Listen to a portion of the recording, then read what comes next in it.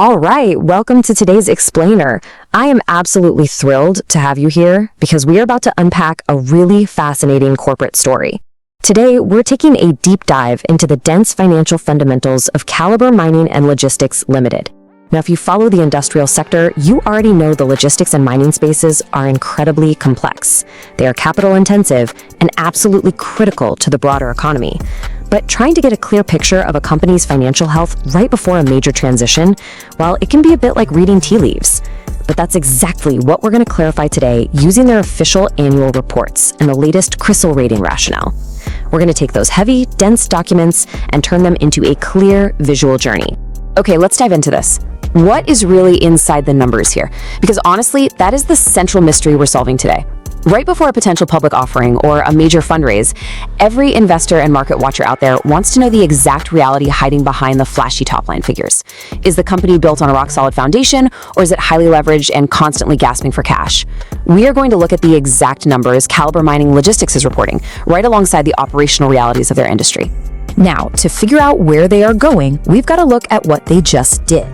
The company, which is driven by the Shaddah family, underwent a massive corporate transformation recently. Specifically, in late 2024, they officially changed their status from a private limited company to a public limited company. So why does that matter to us? Well, a shift like this isn't just a simple change on a company letterhead. It signals significant structural and capital moves. It's basically a massive neon sign declaring that the company is gearing up for a new tier of growth, more regulatory scrutiny, and most importantly, capital acquisition. To make sense of this transition, here's our roadmap for today. 1. From private to public. 2. The financial snapshot. 3. The core strengths. 4. Navigating the risks. And 5. The verdict on liquidity. Let's move to section 1 and see how this builds, from private to public. You know, timing is literally everything in business, and the sequence of events here tells a very specific story about their ambitions. The company was actually incorporated back in 2014 by the Shaddah family, but fast forward to late 2024 and things just kicked into overdrive. On September 2nd, they held an extraordinary general meeting and bumped up their authorized share capital significantly, raising it to rupees 70 crores. Then, barely a week later, on September 10th, they officially got their fresh certificate of incorporation, locking in their new status as a public limited company. This sudden, massive expansion of authorized capital, it was clearly laying the groundwork to issue more shares and bring in outside funds. Section 2. The financial snapshot. But to understand why they actually need that capital, we have to look at what's driving them day to day. Pulling the data straight from their official financial statements, we see an absolute explosion in revenue from operations. They went from roughly 65,500 lakhs in the previous year, all the way up to over 95,300 lakhs in the current year. I mean, that is a massive top-line growth of over 45% in just a single year.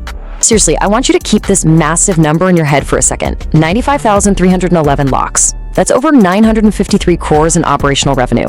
On paper, this scale is just phenomenal. It shows a company that is out there aggressively winning contracts, executing the work, and rapidly scaling its physical footprint. But as we all know, revenue is only ever half the story.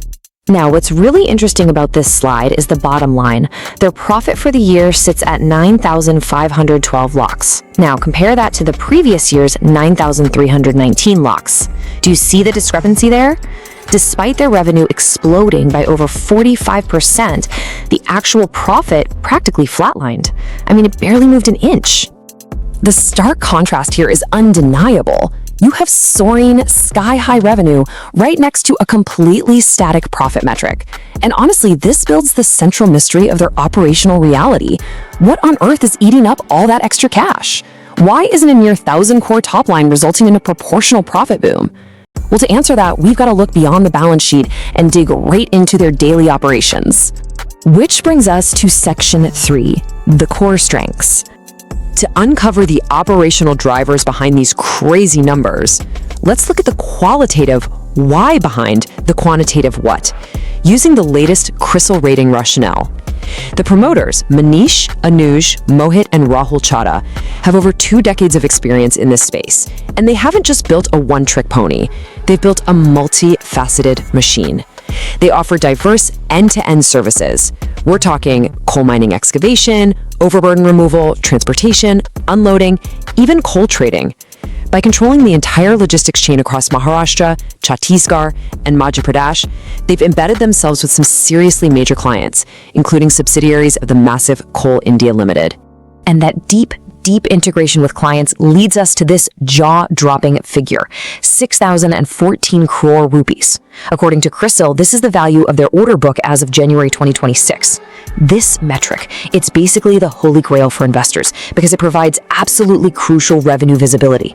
It gives them an order book to turnover ratio of about 3.4 to 3.5 times their projected revenue. They have the work locked in, guys. Demand is definitely not their problem. All right, section 4, navigating the risks. But remember our balanced ledger approach?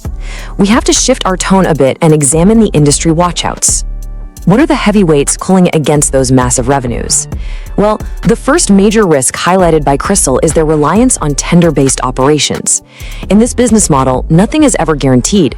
Your revenue and your profitability depend entirely on winning highly competitive, cutthroat bids. To win a massive contract, you often have to bid aggressively, which inherently squeezes your future profitability. This perfectly explains why their top line can surge like wildfire, while their profits remain completely flat. The margins on those new, aggressively won contracts are incredibly tight. And this brilliantly illustrates the day-to-day tension the company faces. On one hand, Crisil points out they maintain pretty healthy operating margins, around 24 to 25%. But on the flip side, they have what's called a moderate working capital requirement, quantified as 97 days of gross current assets. Basically, this means their capital is tied up for over 3 months. It takes about 64 days just to collect their receivables, plus another 25 to 45 days tied up in unbilled inventory and work in progress. They are out there doing the heavy lifting today, but they're waiting months for the check to actually clear. It's enough to give any CFO serious heartburn. Let's look at section 5, the verdict on liquidity. This entire dynamic brings us to the final and perhaps most critical piece of the puzzle, liquidity. How well does Caliber Mining manage its day-to-day cash requirements while it waits for those invoices to get paid? Well, the Crisil report reveals a very telling number, 91%. Over the past 6 months, their bank limit utilization averaged a staggering 91%. Historically, it sat around 75%, but recently it has just spiked. Why? Because when you win massive work orders, you have to go out and buy the heavy machinery and incur those project-related capital expenditures up front. The cash trickles in progressively, but the debt hits immediately. It's the ultimate buy now, get paid much later dilemma. So the company is leaning heavily on its bank limits to fund this massive scale of operations. So the crucial point is this: the timing of their shift to a public limited company makes absolute strategic sense.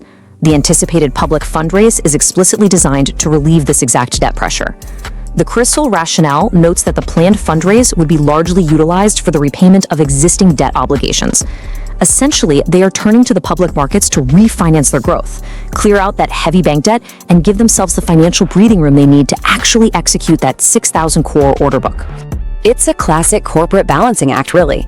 On one side of the scale, you have incredible industry experience, diverse operations, and a historic 6,000 crore order pipeline promising years of steady work. But on the other side, you have intense competition, flat profits, and tight liquidity demanding immediate cash. So will their transition to a public company provide the financial fuel they desperately need to turn those massive contracts into explosive profitability? It's a fascinating question, and one the markets will very soon decide. Thank you so much for joining me on this explainer. I really hope this deep dive helped you see right through the numbers. Keep your eyes on this one, and I'll see you next time.